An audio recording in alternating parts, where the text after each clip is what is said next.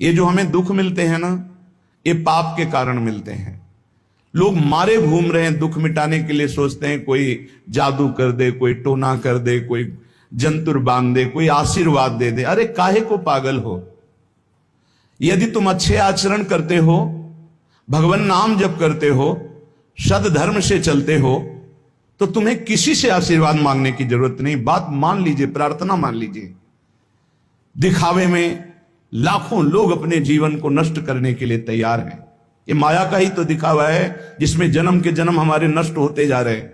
सत्य मार्ग को क्यों नहीं पकड़ते हो? किसी के आशीर्वाद की जरूरत नहीं आपको आनंद प्राप्ति के लिए।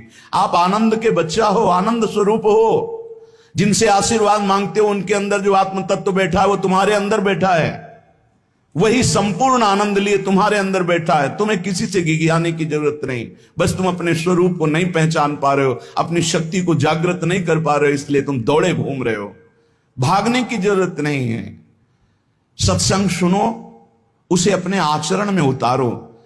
ये बात आप कागज में लिख लो, चाहे दिमाग में लिख लो। जब तक आपके आचरण शुद्ध नहीं होंगे, जब तक आप भजन नहीं करोगे, जब तक आप दूसरों को सुख नहीं दोगे, मन वचन कर्म से किसी को भी दुख नहीं पहुंचाना, तब तक आप भागे। और यहां से लेकर ब्रह्मलोक तक अगर आपको सुख मिल जाए तो बता देना। आ ब्रह्म भुनान लोकान पुनरावर्तिनो, अर्जुन यहां सुख मिलने वाला है। आ ब्रह्म स्तंभ पर्यंतम सर्वम मायामयम जगत, यहां सुख मिलने वाला है।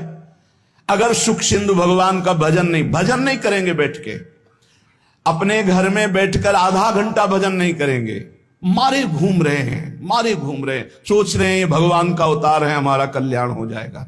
ए भाई, जब भगवान वास्तविक अवतार लिए और जो भजन नहीं किए उनका भी कल्याण नहीं हुआ। भगवान के अवतार के समय हम भी रहे होंगे कहीं ना कहीं, किसी जीव जंतु के कल्याण हुआ क्या? अब भजन करोगे तो कल्याण हो जाएगा। हमारी बात मान लो।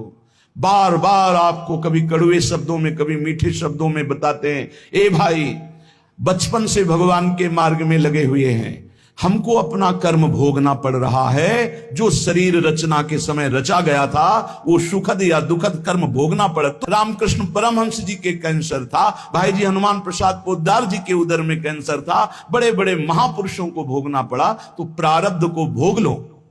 ये भोगने की सामर्थ्य नाम जप से आ जाएगी, और नाम जप करके जन्म मरण के चक्र से मुक्त हो जाओ। मान लो मेरी बात।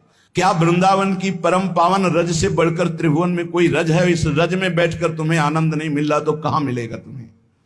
क्या भगवान नाम से बढ़कर कोई अमोघ शक्ति है जो भगवान को अधीन कर सके? सुमिर पवन सुत पावन नामो, अपने बस करी राखे रामो। लेकिन समझ में नहीं आता।